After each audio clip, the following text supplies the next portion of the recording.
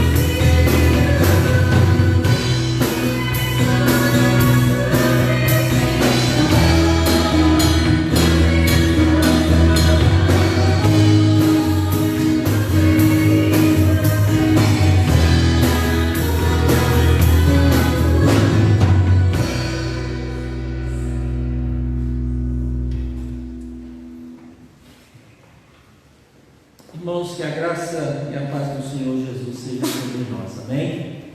Vamos nos colocar em pé, nós vamos abrir a palavra do Senhor no salmo que fala do cuidado de Deus sobre nós e do quanto nós devemos confiar nele. Salmo de número 46, nós vamos fazer uma leitura a uma só voz.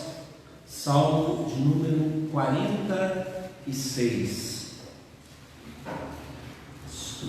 Deus é o nosso refúgio e fortaleza. Salmo de número 46. Vamos todos juntos fazer a leitura? Leiamos. Deus é o nosso refúgio e fortaleza, socorro bem presente nas tribulações. Portanto, não temeremos, ainda que a terra se transtorne e os montes se abalem no seio dos mares, ainda que as águas tumultuem e espumejem, e na sua fúria os montes se estremeçam. Há um rio cujas correntes alegram a cidade de Deus, o santuário das moradas do Altíssimo. Deus está no meio dela, jamais será abalada. Deus a ajudará desde antemanhã. Bramam nações, reinos se abalam, ele faz ouvir a sua voz e a terra dissolve. O Senhor dos exércitos está conosco, o Deus de Jacó é o nosso refúgio. Vinde, contemplai as obras do Senhor, que assolações efetuou na terra. Ele põe termo à guerra até os confins do mundo, quebra o arco e despedaça a lança, queima os carros no fogo. Aquietai-vos e sabei que eu sou Deus. Sou exaltado entre as nações, sou exaltado na terra. O Senhor dos exércitos está conosco, o Deus de Jacó é o nosso refúgio. Senhor Deus, muito obrigado porque a tua palavra chega até nós, declarando, Deus, a tua autoridade e o quanto nós devemos e podemos confiar no Senhor. Que neste culto, Deus, as nossas declarações sejam essas, e que a palavra do Senhor nos oriente e nos instrua, para que possamos, ó Deus, fazer aquilo que agrada ao Senhor. Sonda o nosso coração, dissipa as trevas, lance fora, ó Deus, a alegria, ó Deus, pelas coisas que não agradam ao Senhor, mas que venha, ó Deus, sempre a certeza, ó Deus, de que devemos fazer a tua vontade. Que sejamos, ó Deus, direcionados pelo teu Santo Espírito, pois o Senhor é um Deus fiel, um Deus protetor, que tem cuidado de cada um de nós. Em nome de Cristo Jesus nós oramos. Amém. Ainda em pé, irmãos, hino de número 32. E logo após o hino nós seremos conduzidos em alguns cânticos de louvor ao nome do nosso Deus. Oh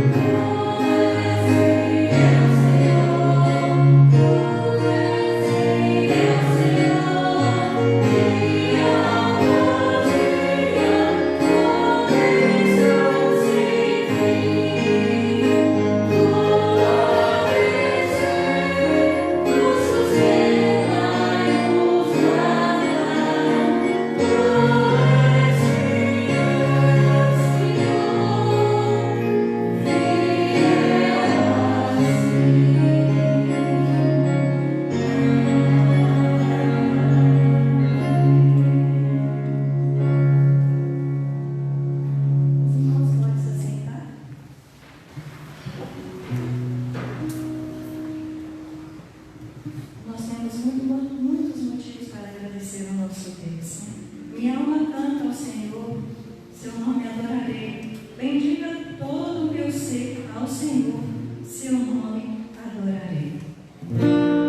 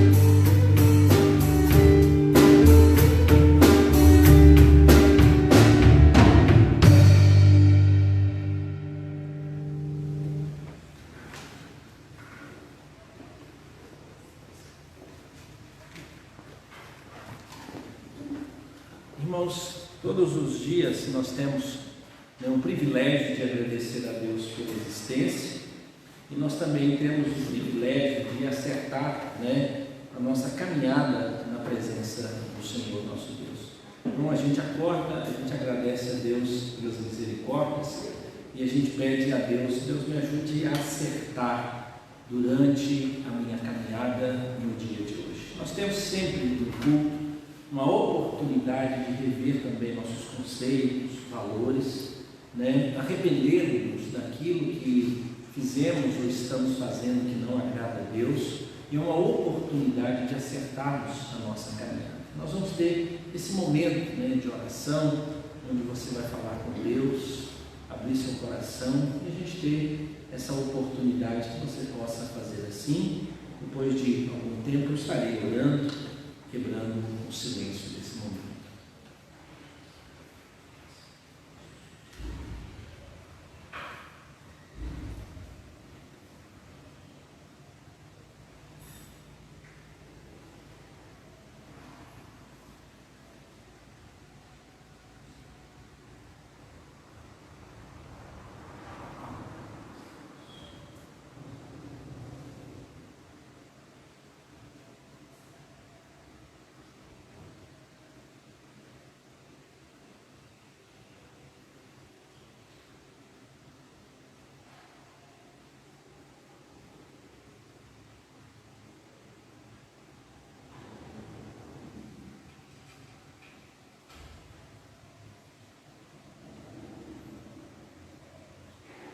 Senhor, conduza o nosso coração a compreender, ó Deus, a seriedade desse momento em que oramos, ó Deus, confessando os nossos pecados.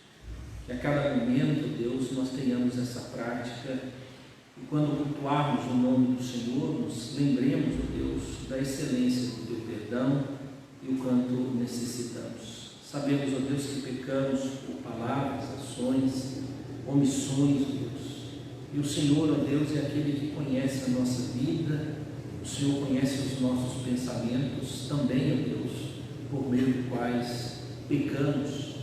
Pedimos, ó Deus, a Tua misericórdia nesse momento, que o Senhor, ó Deus, mova o Espírito do Senhor, para que Ele, ó Deus, mova o nosso coração, a nossa mente, a relembrar, ó Deus, tudo aquilo que fizemos que não agrada e não louva o nome do Senhor, que é pecado, e que o Senhor, ó Deus, nos ajude a este arrependimento, Deus, que é movido, ó Pai, pela sinceridade e a espiritualidade, Deus, promovida pelo Espírito do Senhor.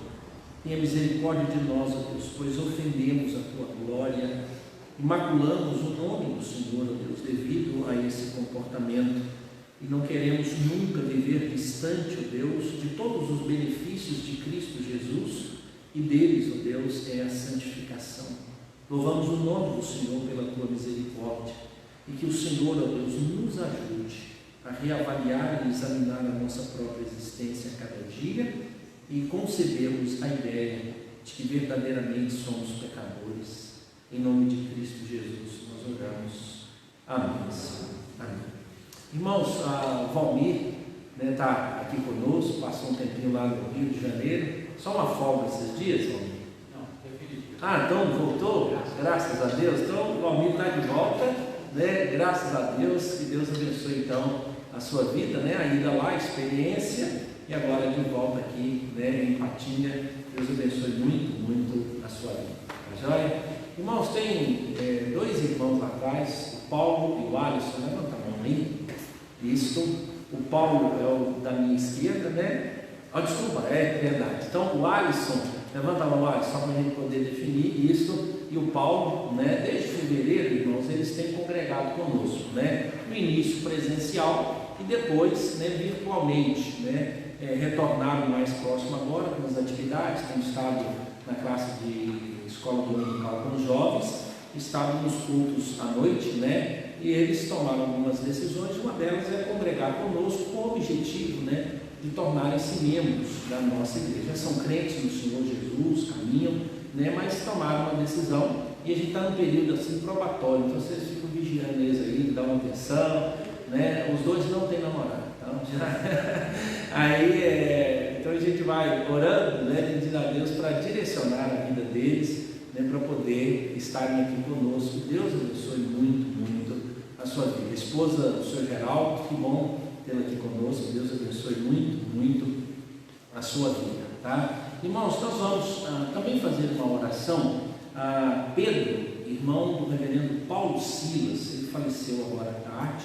Nós recebemos a informação, era um quadro de saúde. Então a gente vai colocar diante do Senhor, né, a família do reverendo Paulo Silas, e a gente vai ter esse momento de intercessão. Nós vamos ler o texto bíblico e eu farei a oração logo após, né, colocando a vida e a família, né, do reverendo Paulo Silas na presença do Senhor e a família também do Pedro.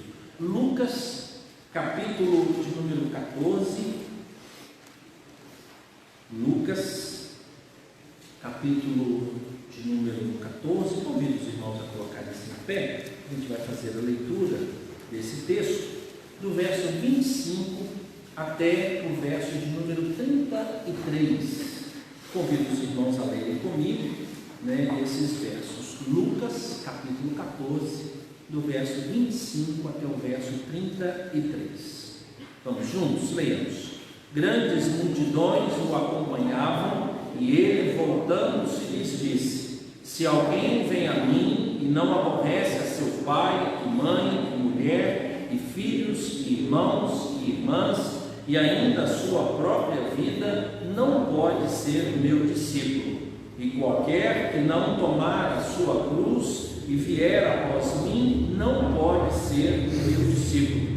Pois qual de vós, pretendendo construir uma torre, não se assenta primeiro para calcular a despesa e verificar se tem os meios para concluir, para não suceder que, tendo lançado os alicerces e não a podendo acabar, todos os que a virem zombem dele, dizendo: este homem começou a construir e não pôde acabar. Ou qual é o rei que, indo para combater outro rei, não se assenta primeiro para calcular se com 10.000 homens poderá enfrentar o que vem contra ele com 20.000? Caso contrário, estando o outro ainda longe, envia-lhe uma embaixada pedindo condições de paz. Assim, pois, todo aquele que dentre vós não renuncia a tudo quanto tem, não pode ser meu discípulo. Os irmãos podem sentar-se. Pai amado, fale ao nosso coração nessa noite, por meio da Tua Palavra, por meio, meu Deus, do Teu Espírito, direcionando-nos, ó Deus, naquilo que pretendemos, para que possamos ser estimulados, ó Deus, ao compromisso como discípulo do Senhor. Também oramos, ó Deus, pela família do Senhor Pedro, que a graça do Senhor, Deus, esteja com todos eles. Nesse momento de luto, momento de despedida, que o Senhor, Deus, visite-os com a Tua misericórdia. Abençoe, Deus, e proteja e console a vida do reverendo Paulo Silas, a Clélia, Deus, que estarão indo, Deus, ao encontro desses parentes. Que o Senhor também envie, Deus, o direcionamento do Senhor a cada instante, a viagem que eles estão de fazer, que a proteção do Senhor seja com eles.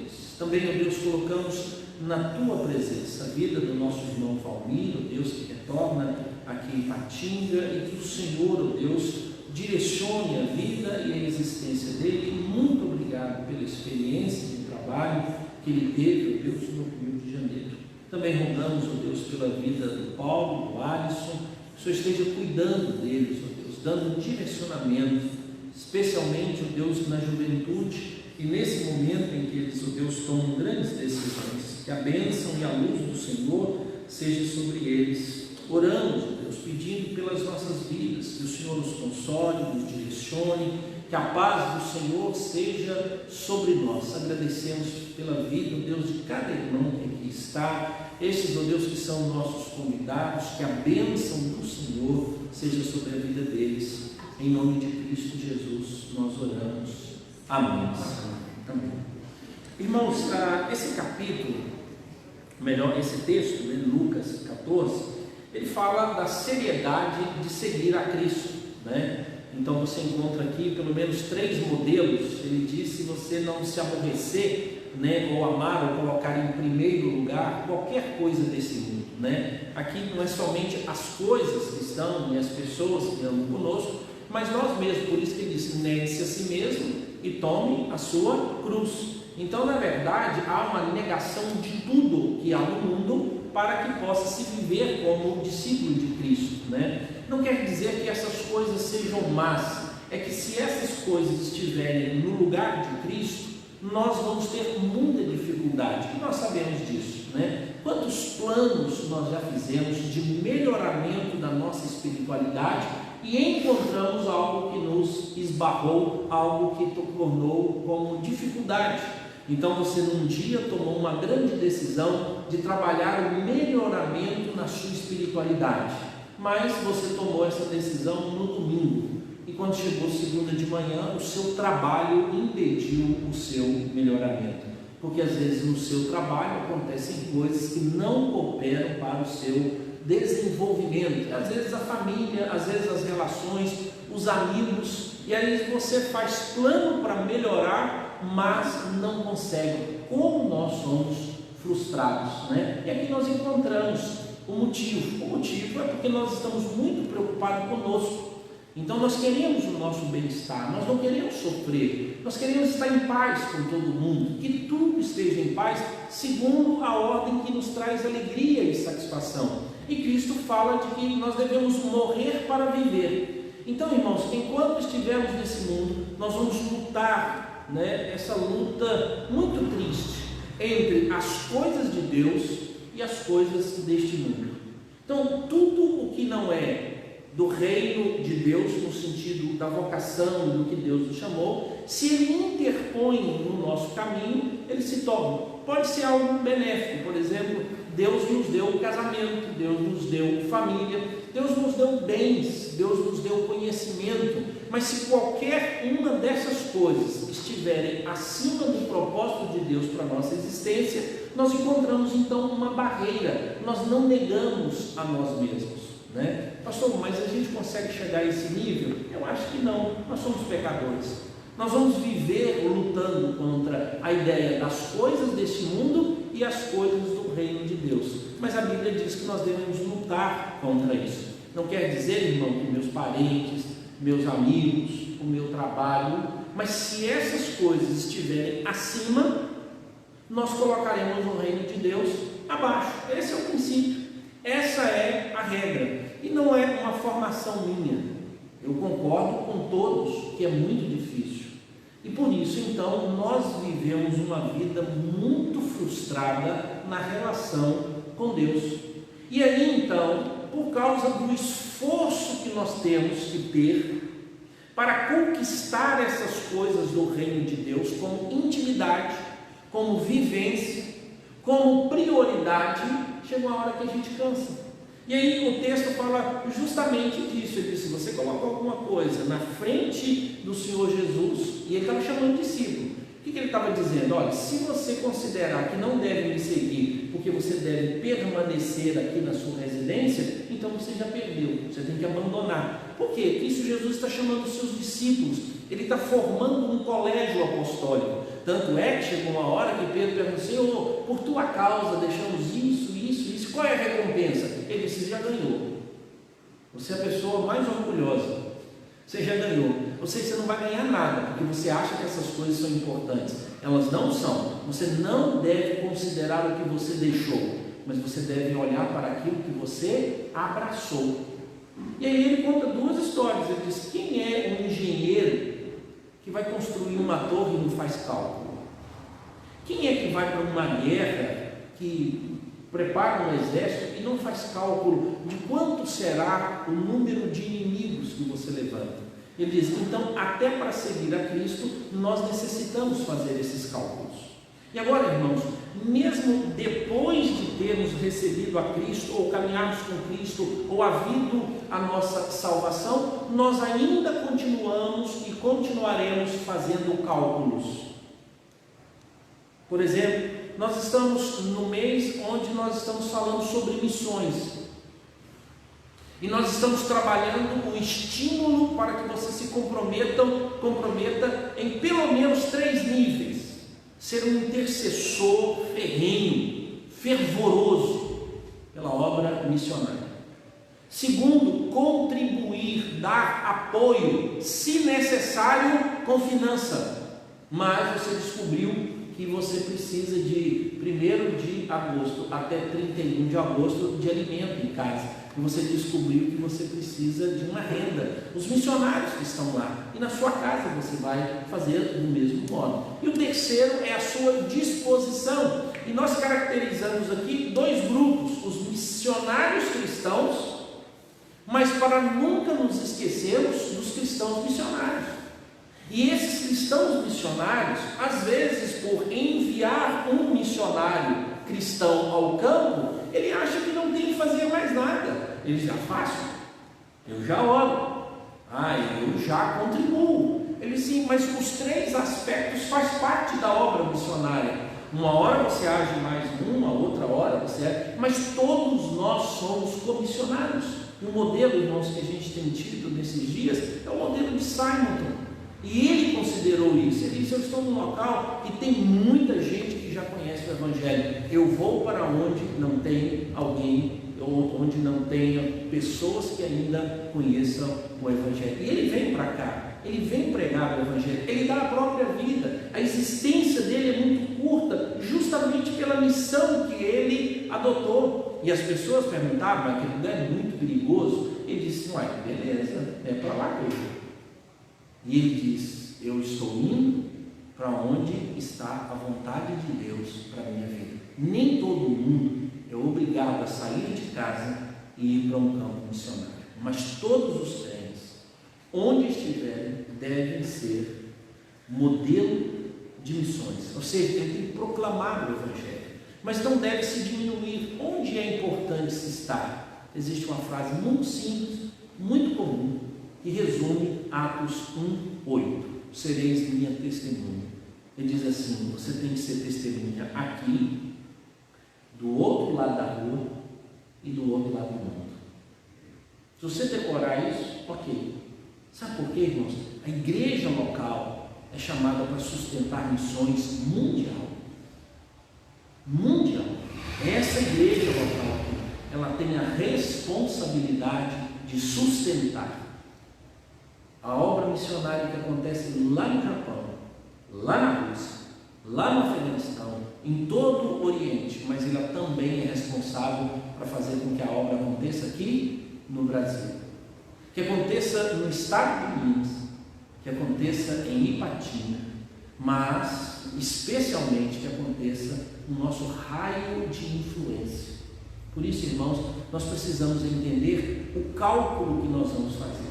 Então, para fazer obra missionária, para evangelizar, para dispor a proclamar o nome do Senhor Jesus, nós necessitamos fazer um cálculo. E todo o cálculo tem a seguinte base: custo-benefício. É isso. Custo, quanto é que me custa ser evangelista, ser missionário? Mas ao mesmo tempo, eu lembro do quê? Qual é o benefício? O custo-benefício é esse, irmãos: vocês já receberam tudo de bom que precisavam. Tudo que você precisa para viver a vida piedosa. Pedro diz: tudo quanto nós necessitamos para a vida e a piedade, nós já recebemos em Cristo Jesus, que é a graça. Mas agora, qual é o custo? E a gente vai ter que calcular o custo. E o Senhor Jesus falou assim: o custo é, eu não tenho onde dormir, eu não tenho onde reclinar a cabeça, as pessoas vão me perseguir, eu vou ter, e ele vai dizer: você vai ter que se esforçar, você vai ter que ser abnegado, você vai ter que abrir mãos. E aí, quando nós entramos na realidade do custo, a gente assusta. E diz: meu Deus, olha o preço. E você já percebeu que para ser evangelista toma tempo que você diz sempre que não tem. Por quê? que você precisa objetivamente proclamar o Evangelho. Irmão, não é vir ao culto da igreja, tá? Isso pode ser lazer. Vir ao culto da igreja é um mecanismo, mas quanto tempo você investe para que pessoas ouçam o Evangelho? Segundo, as pessoas que você precisa tratar com elas, ainda que a gente tenha que ganhar o mundo, mas é de pessoa a pessoa, ainda que Patinga tenha que ouvir, mas tem que ser pessoa por pessoa, porque alma por alma é toda criatura, um a um. Essa é a mensagem, né? Assim, ela vai exigir de você investimento financeiro. Olha, pastor, vou ter que tirar do meu bolso? Você já percebeu que para sustentar a igreja, na obra missionária, na proclamação, no que ela faz, a gente sempre fala assim: irmão, você vai dar uma oferta missionária? Eu não tenho vergonha nenhuma de falar sobre isso. E aí você descobriu que quando você se engaja na obra evangelizadora, você mexe naquilo que você tem. Sabe por quê? Porque você vai evangelizar alguém e essa pessoa diz para você assim, eu queria ouvir de Jesus, mas você podia me dar um prato de comida antes? Porque se você falar 10 minutos, eu vou desmaiar. E aí você disse: agora? E você vai ter que fazer aquilo que os discípulos fizeram. O Senhor Jesus reuniu a multidão, os discípulos começaram a perceber que o pessoal era muito grande, era muita gente, que precisava de comida. Eles chegaram para o Senhor Jesus e agora: Senhor, como é que eu vou fazer aqui comida para esse povo todo? Esse dá é vocês de comer. E eles tiveram que providenciar, ainda que tenha havido milagres. E às vezes o milagre vai acontecer com um pouquinho que você dá, mas um pouquinho que você dá, mas o outro pouquinho, mas o outro pouquinho, mas o outro pouquinho, mas o outro pouquinho, mas o outro pouquinho, mas o outro pouquinho, mas o outro pouquinho. E aí então muitos são satisfeitos. Você descobre que isso é um custo. Sobre os custos, irmãos, eu quero falar domingo que vem, mas eu gostaria, nessa noite, falar sobre benefícios quando eu faço o cálculo direito e me encontro debaixo da vontade de Deus. Olha, irmãos, o benefício já veio. Qual é? Nós estamos salvos em Cristo Jesus. É a graça. O apóstolo Paulo sentiu-se endividado com outras pessoas porque ele já havia recebido todo o benefício. Mas agora preste atenção, a Bíblia diz assim, desenvolvei a vossa salvação. Ou seja, como é que eu posso experimentar plenamente o gozo da salvação no quesito evangelização? E nós encontramos, irmãos, alguns princípios que a gente tem visto pela experiência e também pelas escrituras essas coisas acontecerem. E eu acho que a maioria de nós, os crentes, seríamos muito mais produtivos, muito mais felizes se desenvolvêssemos esse ambiente evangelístico na nossa vida. Eu queria então que você ouvisse sobre algumas coisas que a gente considera benefício, que afeta diretamente a vida de um crente comprometido com a obra missionária ou a obra de evangelização. Eu fazendo, como é que eu vou fazer, quando é que eu vou fazer, independente do dom que você tem. Sobre o dom, eu queria que você entendesse. Evangelização é um assunto geral para a igreja e é uma ordem para todos. Todos devem evangelizar. Mas preste atenção, quanto mais você conhecer o dom que você tem, melhores habilidades você poderá utilizar na hora de evangelizar. Mas existe um destaque na Bíblia, existe o dom do evangelista. O dom do evangelista sempre é tido como aquela pessoa que recebeu uma porção dobrada, é um dom para que ele execute essa função. Se entendemos que o evangelista como um dom é alguém que sai para evangelizar, na igreja nós encontramos pessoas que têm uma queda maior e um ministério mais eficiente na hora da evangelização. E é muito simples, irmãos. É só você levantar a cabeça e começar a observar. Você sabe, quando precisar escolher alguém nessa igreja, nós precisamos de 4 pessoas que têm assim uma alma para a evangelização. Fulano, ciclano. Aí eu disse, não, nós precisamos de 4 pessoas que têm uma alma na oração. Fulano. Nós precisamos de 4 pessoas que têm uma alma de misericórdia. Fulano. Nós precisamos de 4 pessoas que são mestres bons de doutrina. Fulano. Nós precisamos de alguém que seja extremamente liberal. E aí nós encontramos a pessoa que contribui financeiramente com o coração extremamente aberto, nos dizendo tal. Então esses irmãos receberam de Deus um grande potencial.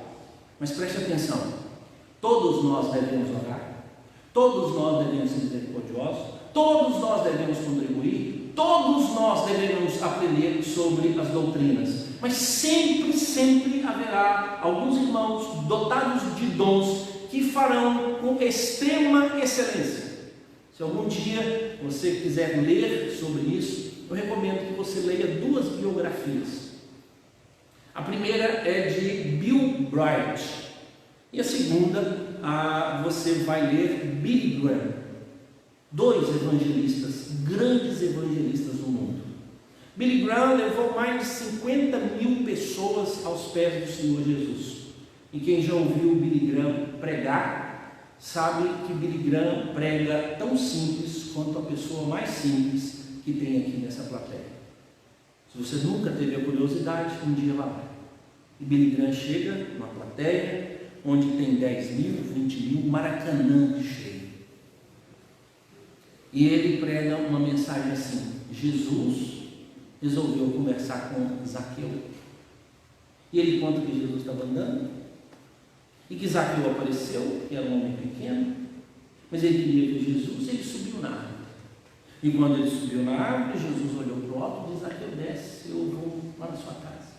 E aí então Zaqueu foi para casa, levou Jesus e recebeu com o maior prazer. E Jesus começou a ter uma conversa com ele. E daí a pouco Zaqueu falou assim: olha, tudo que eu tenho, eu quero devolver aquilo que se eu roubei de alguém, e eu quero também devolver metade do que eu tenho para os pobres. E aí Jesus disse: hoje entrou salvação aqui.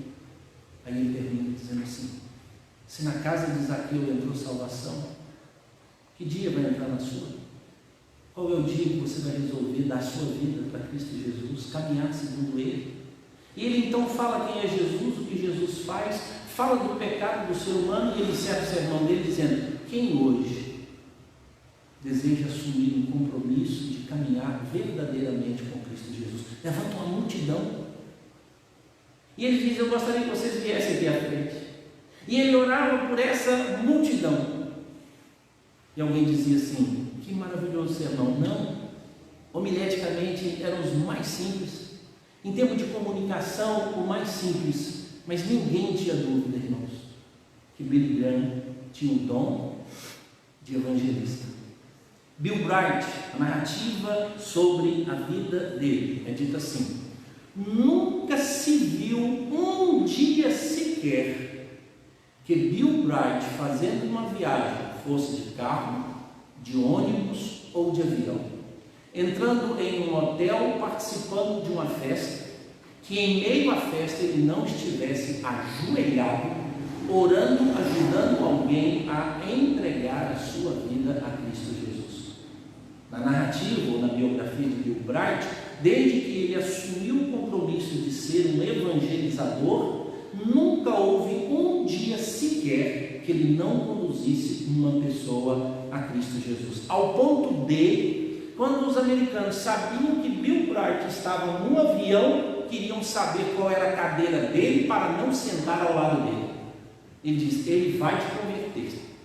Irmãos, naturalmente você conhece pessoas assim, mas Deus capacitou esses. Mas todos nós devemos ser missionários. Isso deve empolgar o nosso coração, isso deve aquecer o nosso coração.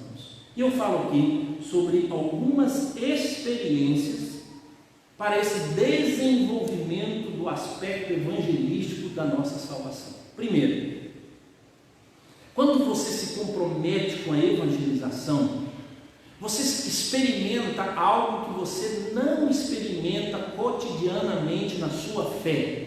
Vou usar o termo aqui, aventura. Aventura, irmãos, não é alguém sem compromisso. Aventura é o prazer proporcionado no momento. Então, aventura não é algo vazio. Aventura é que você experimentou algo profundamente naquele momento e você diz: rapaz, que aventura maravilhosa.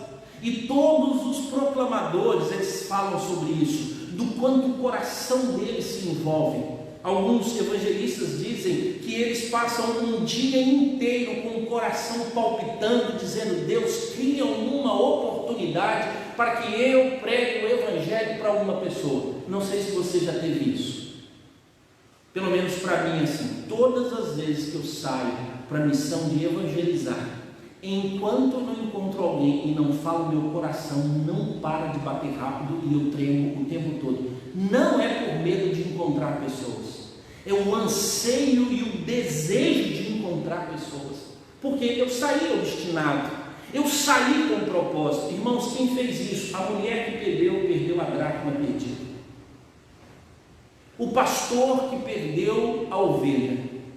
Todos eles efetivamente colocaram a vida na busca desses dois que se perderam. E também o pai, que todos os dias, ele não precisava fazer isso, muito pelo contrário, ele foi desonrado.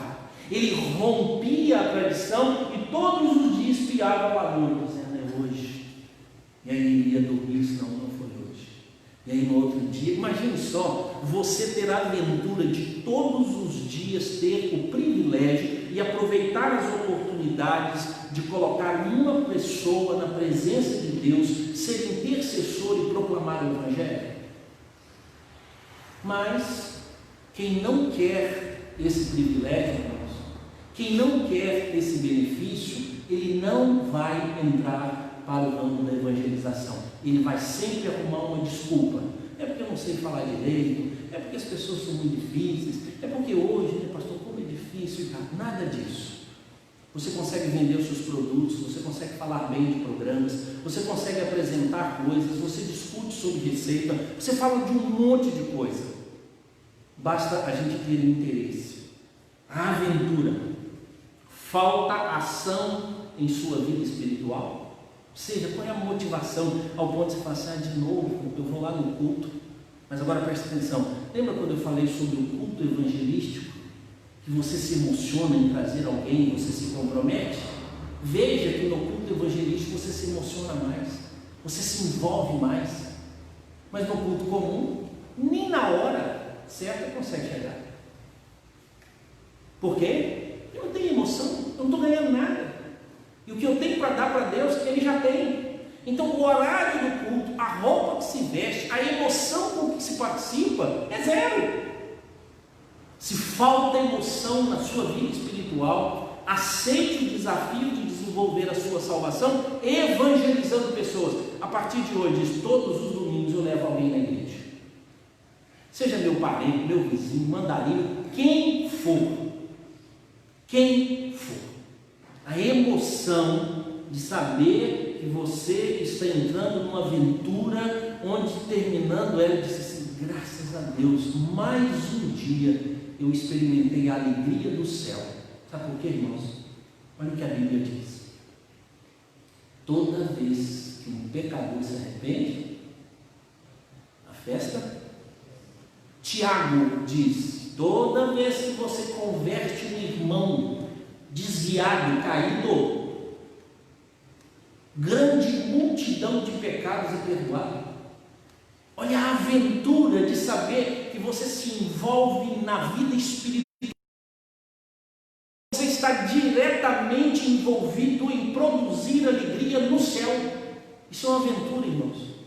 Por que a gente chama de aventura boa? É quando produz alegria em nós. E aí então eu vou para um mar, eu vou para uma cascata, eu entro numa floresta, eu salto de paraglide, eu ando de bicicleta, eu vou ao cinema, porque eu quero produzir alegria em mim. Mas imagine só, a alegria que você sente pelas aventuras que tem, ser agora a alegria no seu coração em ver almas sendo salvas?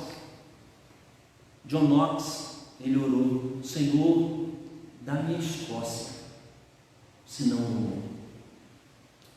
Nós deveríamos orar como John Knox: dá-me almas, senão eu morro. Se você quiser ver uma morte espiritual, perceba as pessoas que não estão comprometidas com a proclamação do Evangelho. São doutores da tradição da igreja, conhecem todas as harmonias da igreja, mas nunca estão envolvidos com essa aventura. Experiência maravilhosa. O apóstolo Paulo experimentou isso e nós podemos experimentar. Mas, irmãos, propósito. Quando nós queremos descobrir qual é o propósito da nossa vida, incrível perceber que aquilo que fazemos todos os dias tem um significado no quadro maior do plano divino. Por exemplo, será que Deus me colocou numa escola simplesmente para receber diploma? Será que Deus me deu o emprego que eu tenho simplesmente para eu ser bem sucedido? Será que Deus me plantou nessa cidade, nesse bairro, ou um bairro onde estou, simplesmente para ser um morador, seja o bairro melhor, menor, de IPTU mais caro, independente disso? Será que nós existimos no ambiente geográfico em que existimos simplesmente para que nós possamos estar mais próximos dos nossos parentes, dos lugares que oferecem maior recurso? Será que Deus não tem um propósito em nos colocar aqui? Lembre-se disso, irmãos: a família em que você nasceu, como você nasceu, os pais que você tem, onde você mora, tudo foi determinado por Deus, porque todos os nossos dias foram escritos. Você não está aqui por acaso, você não vive na cidade em que vive por acaso. Eu falei com um pastor, quando eu estava saindo do seminário, e ele perguntou para mim: "Ô Alex, você está indo para onde?" E aí eu disse: "Eu estou voltando para minha terra." Eu nunca tinha ouvido aquilo, e como aquilo me incomodou, mas ao mesmo tempo me trouxe uma alegria. Eu falei: gente, que maravilha, hoje eu sei o que é isso. No dia eu não compreendi, mas com o passar do tempo eu compreendi. Ele olhou para mim e disse: "Você é a pessoa certa para ser pastor em Valadares." Eu achei que o cara estava assim, eufórico demais, né? Tipo aventura, né? E todo mundo dizendo que eu não era a pessoa certa para ser pastor em Valadares. Por quê? Esse jeitão meu assim, eu era saindo ali 24, 26 anos de idade, eu era jovem no meio das igrejas todas, e alguns disseram: será que aquele pessoal vai tratar ele como pastor? Então o pessoal tinha um pouco isso. Só 3, 4 anos depois voltei a conversar com esse pastor, e ele disse: "Rapaz, até hoje eu não consegui entender o que você quis dizer, eu sou a pessoa certa." Ele disse: "Alex, quem mais conhece Valadares? Você conhece todas as igrejas, você sabe de todos os problemas que tem em Valadares, você conhece a política, você conhece os hospitais de Valadares, você tem muitos amigos, você sabe da realidade de Valadares. Tem pessoa mais certa para estar lá? Agora preste atenção, você conhece o seu prédio, você conhece os seus vizinhos, você conhece o seu bairro. Tem propósito maior em vir uma pessoa lá de São Paulo para fazer o que você e eu deveríamos fazer? Não. É isso que ele quis dizer. Então, se eu entendo o meu propósito, por que é que eu estou vivendo onde estou? A primeira pergunta: Deus, por que o Senhor me mandou para aqui? Por que eu estou aqui? Por que eu tenho esses amigos? O único propósito para isso não é para você ter prazer. O único propósito é para que essas pessoas sejam influenciadas por sua palavra, por sua vida, pela sua presença. Imagine só ter que vir outra pessoa para fazer o trabalho que nós deveríamos fazer. Tente imaginar isso. Perdemos o propósito. Então lembre-se, onde você está, Deus tem um propósito. Você não está ali à toa. Você não é quem é à toa. Os seus defeitos, as suas dificuldades, as suas limitações, a sua espiritualidade, tudo isso promove um encontro com a vontade de Deus, para que você faça aquilo que Deus quer. Então esse é um cálculo, esse é um benefício. Se Deus me fez assim, se Ele me preparou desse jeito, se Ele me fez conhecer essas coisas todas, tudo isso seria interessante se eu entendesse por que Deus me colocou nesse local. Por que é que Deus te plantou onde te plantou? Existe um livro, o título dele é Floresça Onde Estiver Plantado. Gente, veja que nenhum missionário, nenhuma igreja tem interesse de mandá-lo para fora, mandá-lo para longe, se ele não é frutífero na igreja local. Isso é uma regra, irmãos. Todo mundo quer saber. Eu já preenchi um monte de formulários de jovens querendo ir para missões. E aí então todas as agências missionárias perguntam assim: o que é que essa pessoa faz na igreja local? Ela é uma pessoa de bom relacionamento e tudo mais. Então olha, se você não está legal aqui, longe não vai dar. E precisa trabalhar isso. Mais um, irmãos. Realização. Então, primeiro, aventura. Segundo, propósito. Terceiro, realização. Agora aqui, irmãos, está na alegria indizível, onde você entende que o seu propósito nesse mundo faz parte do propósito redentivo de Deus. A igreja está nesse mundo com esse propósito. E aí você dizer assim: eu sei que eu não salvo ninguém, mas Cristo Jesus olhou para os discípulos e ficou com vocês. Atos 1:8, na conversa lá, e ele diz: mas recebereis poder. E os discípulos, assustados, porque estavam numa situação, na conversa, ele disse: mas Senhor, nós vamos dar conta disso? São vocês, não tem mais ninguém nesse mundo. Se vocês falharem, eu não tenho outro método. O método é a igreja falar. E aí imagine só você fazer parte da grande realização do próprio Deus, e Ele vai chamar você de instrumento para isso. Nós somos chamados a trazer as pessoas de volta. Nós somos mensageiros da reconciliação. Nós é que fazemos com que pessoas louvem e adorem a Deus. Mas você precisa responder qual é a sua maior vontade. Cristo Jesus foi questionado quanto a isso. Quando os discípulos estavam conversando com ele, e aí então ele fala sobre qual é a vontade de Cristo. Ele diz: a minha vontade é fazer a vontade do Pai, o meu alimento é fazer a vontade do meu Pai. Cristo Jesus mostrou isso. Ele diz: eu vim realizar uma obra, e agora vocês são os outros que vão realizar. Ou seja, imagine só, você descobre que você não é inútil na obra do Senhor. Diante de Deus nós somos ínfimos, irmãos. Nós somos pequenos, mas Deus cuida de nós. E segundo, Deus nos escolheu para que a missão dele fosse cumprida. É senso de realização. Ele disse: eu vou fazer parte dessa obra, eu faço parte dessa obra. Mais um, crescimento espiritual. Preste atenção. Todas as pessoas que se envolvem em evangelização mudam hábitos. Primeiro, ele passa a ser um estudante das Escrituras, porque ele toma tanta burdoada. Por quê? Porque as pessoas querem saber. Já que você quer falar, então fala. Se você não der conta, você diz: opa, eu preciso estudar. E aí você começa a ler mais a Bíblia. Você começa a se apaixonar por esse livro, porque esse livro é o único instrumento que você tem para poder ser bem sucedido na obra evangelizadora. E aí assim, como é que eu vou contar de Jesus se eu não sei a história? Como é que eu vou explicar sobre Jesus se eu não sei a história? E aí então preste atenção, você volta às Escrituras.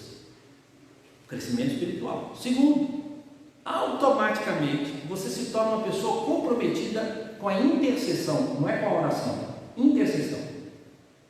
Para cada 10 pessoas que você contar a história de Jesus, elas vão contar os problemas que ela tem, ou ela vai esconder o problema que tem. E o único modo de você afetar essa pessoa agora é como?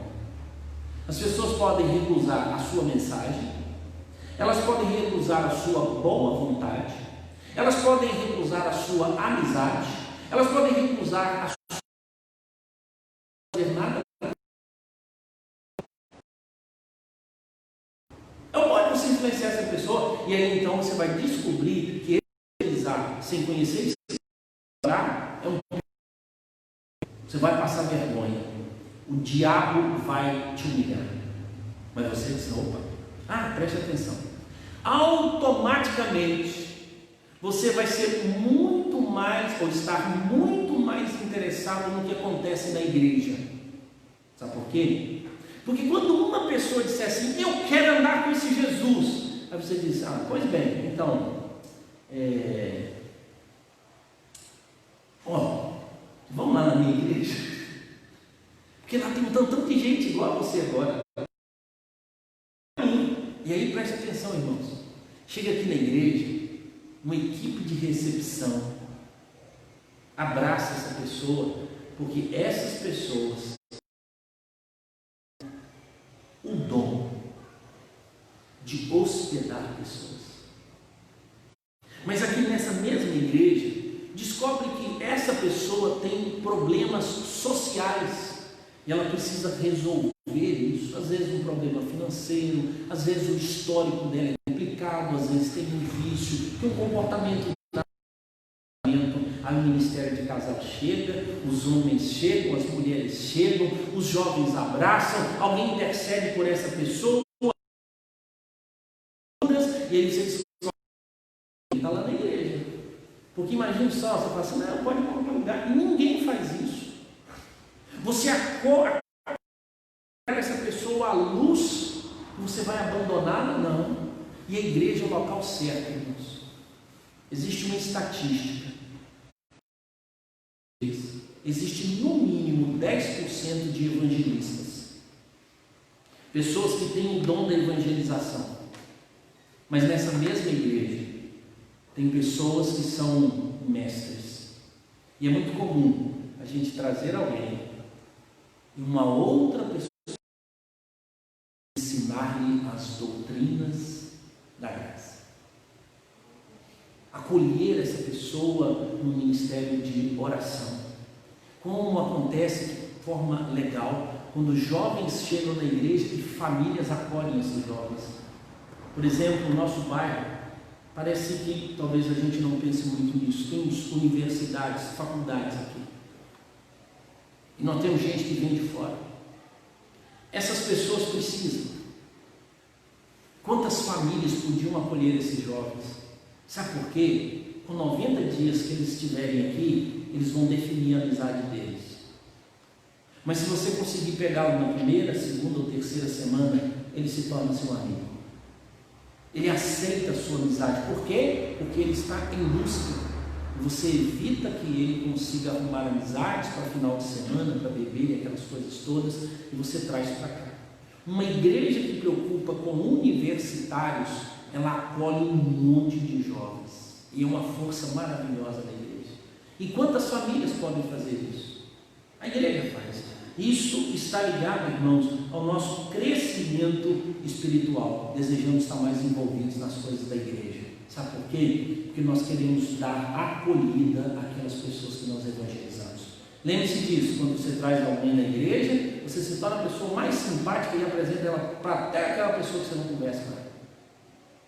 Fulano, e fulano.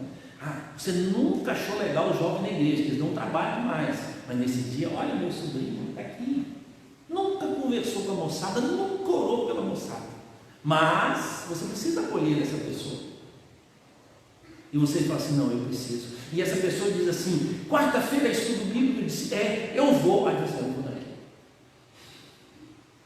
Tem alguma outra atividade? Tem. Você, eu quero ir também, não, eu te acompanho, eu ligo para alguém te acompanhar. Crescimento espiritual, irmãos, que nós nos envolvemos mais, um engajamento maravilhoso.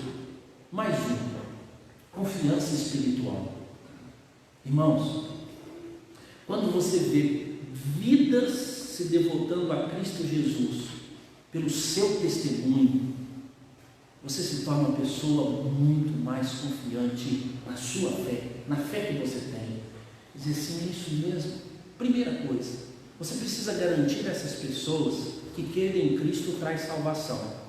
E a primeira coisa que você vai ter que resolver com o seu caráter e o seu íntimo é, eu tenho certeza disso?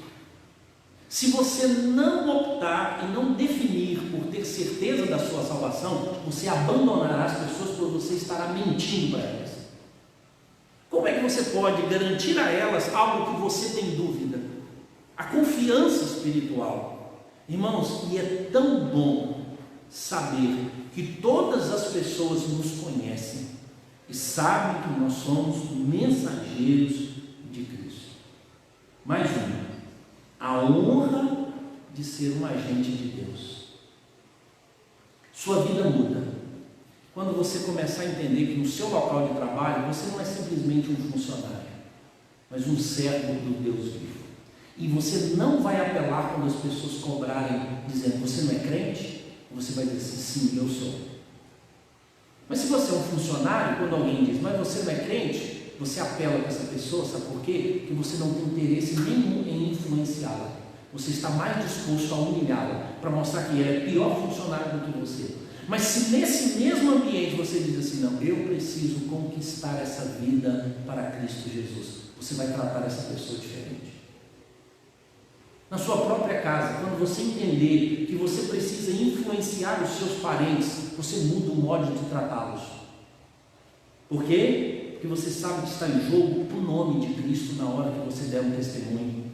E você não vai receber na sua cara a seguinte informação: ser crente como você, eu não quero. Está vendo? São benefícios, irmãos. Benefício no sentido que eu entendo que eu sou agente. E onde eu for, por onde eu passar, onde eu estiver, eu vou assim: eu sou um testemunho. Eu sou uma testemunha. No trânsito você vai mudar. Na relação com sua família você vai mudar.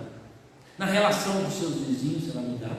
Na relação na igreja você vai mudar. Porque as pessoas vão passar a dar crédito a você. No sentido que ele está fazendo isso e ele demonstra isso. O caráter muda também. O apóstolo Paulo estava muito preocupado com isso, tanto que ele diz para Timóteo: Timóteo, seja padrão para essas pessoas. Quando elas olharem para você, apesar de você ser jovem, que elas considerem você uma pessoa de padrão, uma pessoa correta, uma pessoa certa, uma pessoa que vive adequadamente. E o último, investimento duradouro. Você está tão preocupado em ganhar dinheiro, em fazer comida, em vestir roupas, ter um carro, ter uma casa, que você não tem tempo para se preocupar com as pessoas que perecem. O seu carro é mais importante do que as pessoas que perecem. Você gasta rios de dinheiro com você, para o seu prazer, para o sustento da sua família, e não investe um centavo para que o Evangelho vá a outra pessoa. Então, pode dizer, e aí você vai dizer assim: Deus, onde eu estou investindo? Então, alguém contou uma história. Um pastor chegou perto de um membro da igreja e entregou adesivos vermelhos. E ele disse: hoje eu quero que você faça um exercício. Vá para a sua casa e coloque uma etiqueta em todas as coisas que tem na sua casa, todos os seus bens. E ele disse: para que isso? Para que você se lembre que tudo isso vai queimar. Tudo isso vai ser derretido no fogo. Tudo isso perderá valor. Mas as únicas coisas que permanecerão: Deus, o reino dele, você e eu, e as pessoas a quem nós proclamarmos o Evangelho para a salvação. O resto tudo será destruído. Ele disse: nós damos mais valor às coisas do que às pessoas. E as parábolas que Jesus contou eram para dar mais valor às pessoas do que às coisas. Os fariseus, os saduceus, os líderes religiosos não estavam preocupados com a alma perdida, mas eles estavam preocupados com a reputação, com o nome dele, com os bens que nós temos. Imagine só, irmãos, o dia que nós conseguimos entender que o nosso tesouro verdadeiro está onde? No céu. Sabe por quê? A saúde você perde amanhã, o dinheiro você perde amanhã, os bens você perde amanhã, mas a obra missionária não acaba, porque você salvou vidas e não bancos de dinheiro. não tetos de igreja, não roupa que você veste, não títulos que você ganhou. Isso não salva ninguém e nem vai para o céu. É benefício quando você entende que as coisas que Deus te deu estão à mercê da obra missionária, onde você vai abrir. David Braga, ele diz: Deus teve um único filho e fez dele um missionário. David Braga também diz: não me importa se eu tiver que dar a minha vida para que almas possam ir para o céu. David Braga morreu deitado na neve com tuberculose, porque ele deitava na neve para orar por índios, para que eles se convertessem. Todos os dias ele estava lá, todos os dias. Uma pneumonia que o matou, porque era o único modo. Ele ficava em volta das aldeias, orando. Diversos índios americanos se converteram, mas David Braga deu a própria vida por causa dessas coisas. Irmãos, que nós façamos o cálculo. Eu falei sobre os benefícios, né? A aventura, encontrar propósito, a realização de vida, crescimento espiritual, crescimento de convicção, ou seja, confiança, bens duradouros e agentes do reino de Deus. Tudo isso quando nós nos envolvemos com a obra missionária. Mas nós podemos, irmãos, decidir ser um crente comum que não faz nada na obra missionária e continuarmos tentando esconder ou descobrir o que nos traz alegria, o que nos traz paz. Isso faz parte da obra do nosso Deus. E que você pudesse calcular se o que você tem recebido são essas coisas, porque está ou não envolvido na obra missionária. Domingo que vem eu gostaria de falar sobre os investimentos. Quanto você vai ter que gastar para ser alguém que recebe tais benefícios? Irmãos, a alegria em Cristo nunca nos será tirada, mas a alegria de obedecer a Cristo é outra coisa. Nada poderá nos separar do amor de Cristo, mas a alegria de viver a obra de Cristo tem outro aspecto. Existem muitas pessoas tristes, mesmo estando em Cristo Jesus. Que Deus nos abençoe. Vamos ficar de pé? Nós vamos orar ao Senhor, pedindo a Ele que abra o nosso coração para essas realidades. Senhor Deus, é só o Senhor, ó Pai, que pode produzir essas coisas na nossa vida. E nós pedimos em nome de Jesus, abra o nosso coração e que haja, Deus, uma alegria, Deus, em envolver-nos na obra do Senhor, porque existem tantos benefícios, ó Deus, para a nossa caminhada. Sabemos que o benefício maior é a salvação em Cristo Jesus. Mas como é, ó Deus, que vamos desenvolver essa salvação? Isso produzirá no nosso coração extrema alegria. Tenha misericórdia, Deus, das nossas vidas. Em nome de Jesus nós oramos. Amém. Amém. E que a graça do Senhor Jesus e o amor de Deus, o nosso Pai, e as ternas consolações do Espírito Santo de Deus repouse sobre vós, amados irmãos, e sobre todo o povo de Deus, espalhado pela face da terra, agora e pelos séculos dos séculos. Amém e amém. Os irmãos podem sentar-se, nós teremos uma última música e depois nós direcionaremos, até a saída. Que Deus abençoe as nossas vidas. Amém?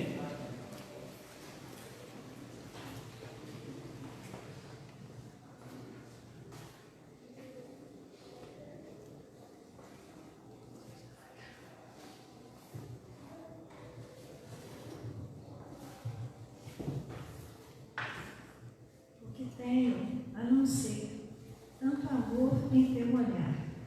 Este mundo vai passar, mas tua verdade ficará.